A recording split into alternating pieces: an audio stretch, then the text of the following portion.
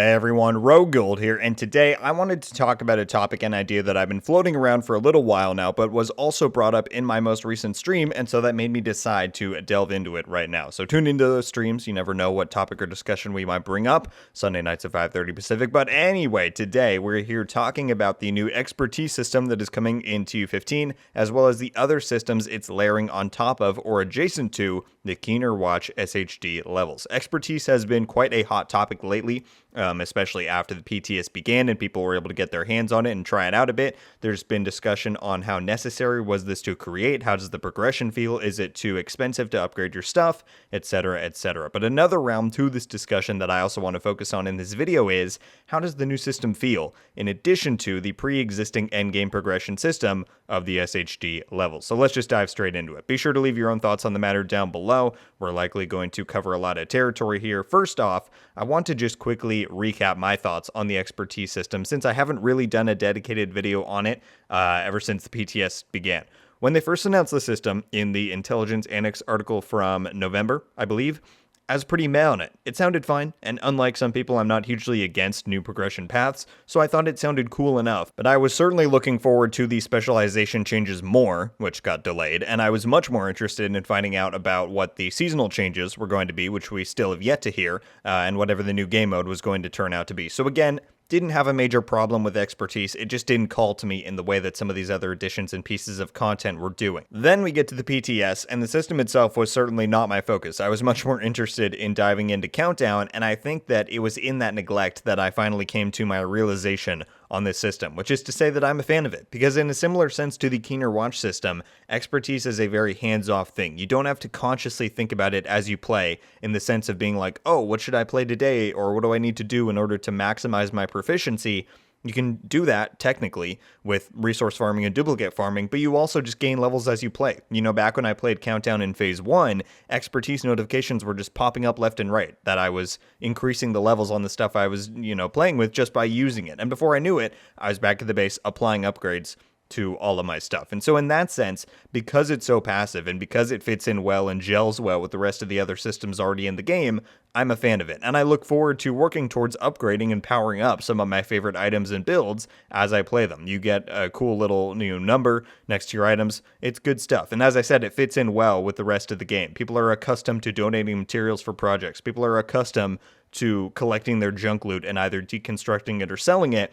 And now there will be an additional option for each of those things to send them towards the expertise system and to expedite your progression. So that's all great, and I look forward to having something new to interact with and spend currency on upgrading when TU15 kicks off. The question is, though, that we were discussing in the stream that I want to talk about here is, this all might sound well and dandy to those of us who know life this game, but what effect or benefit will expertise really have on new players? I said in a recent video that I believe part of the reason why right now is a great time to begin or return to the Division 2 is that newer players will be able to most efficiently rank up through both the Keener Watch and expertise systems because they can now do them simultaneously, right? Gain effectively double the power and utilize the XP bonuses and whatnot of a new season to do them faster, which is still true, and I fully stand by that statement.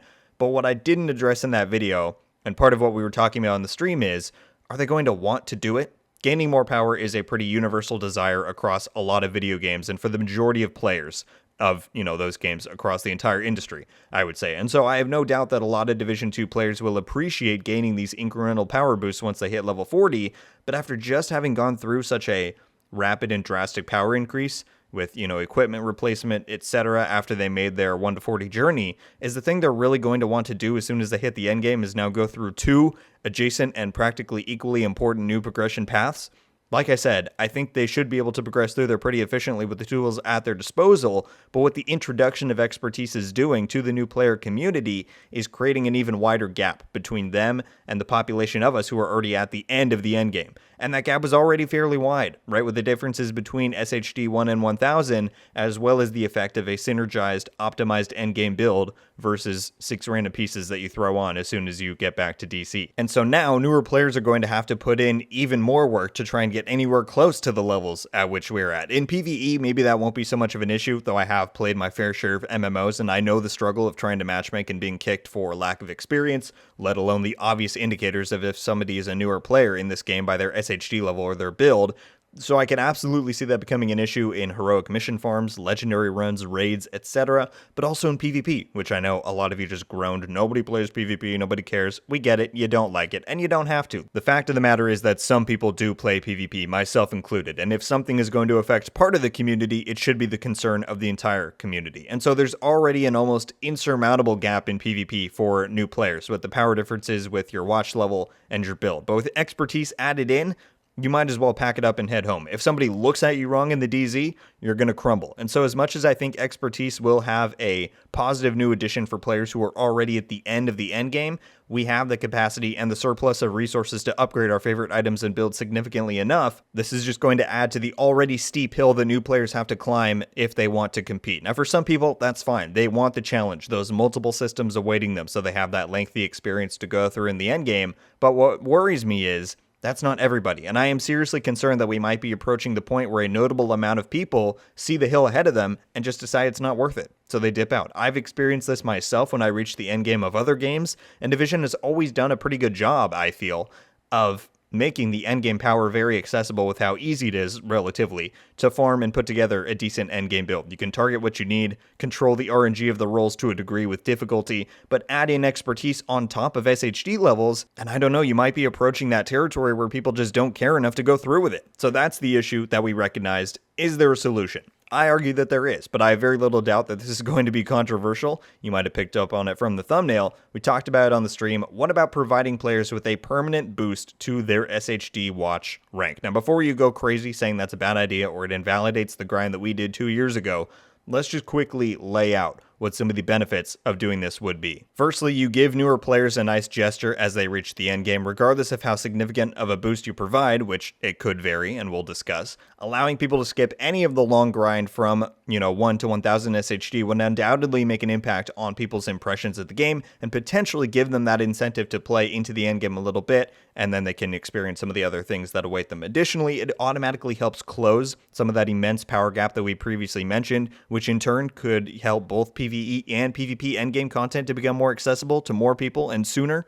So those are some of the benefits that I think could potentially arise from implementing something like this. As I previously mentioned, I assume some will raise the argument that this invalidates the previous grind that many of us had made. And look, your argument isn't wrong, and I can't, and I'm not trying to provide some sort of excuse, right?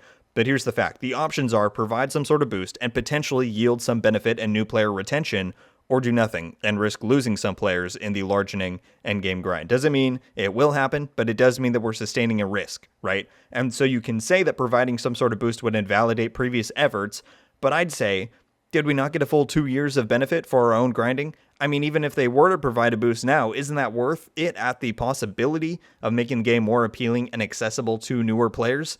Now let's talk actual numbers here. What kind of boost could or should the devs theoretically provide to people? There's certainly a spectrum of where it could go. Let's weigh those options. On the one hand, you could provide a 100-point boost. Pretty basic. Players get to skip a 10th of the total SHD level grind. On the far end, you could provide them with an entire 1000 level skip. That would certainly be pretty extreme, without a doubt, but it is an option. I think the value that feels the most right to me is somewhere in the middle, and that would be a 250-point SHD level boost. What does this do? It removes a quarter of the total power grind new players need to conquer in order to max out their SHD levels. It also allows them to fully max out one attribute per category. So for example, upon hitting level 40 and redeeming this boost, players would automatically be able to gain their 10% damage, armor, skill damage, and reload speed or whatever from that fourth category.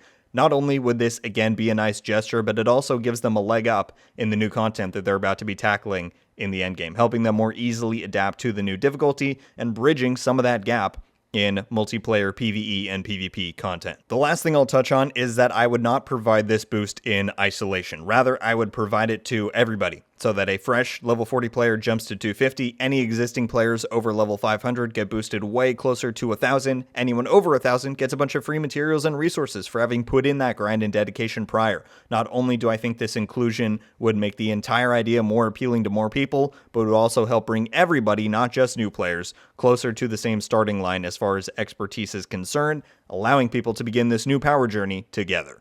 Thank you all so much for watching. Leave a like if you enjoyed this video, and be sure to subscribe with notifications on to be updated every time I upload. Let me know your thoughts on my ideas here for potentially providing an SHD level boost to players with the fast approaching TU15. Do you think it's necessary? Do you see some of the risks with layering new progression grinds in the way that I do? Or perhaps do you not think it's an issue a new player should just tackle it all? Also, if you are in favor of it, let me know what specific level of value you might make the boost contain, and whether or not you'd also provide it to existing players to benefit from. Whatever your thoughts on any of that stuff may be, leave it below. I'll be super curious to read through your thoughts. I thought this was an interesting and important topic to discuss, so if you made it all the way through, I appreciate you. And yeah, pretty interested to hear some of the reactions to this. That's going to do it for me today, though. Everybody, once again, thank you all so much for watching. I hope you have a wonderful day, and until the next one, guys, RogueGold out.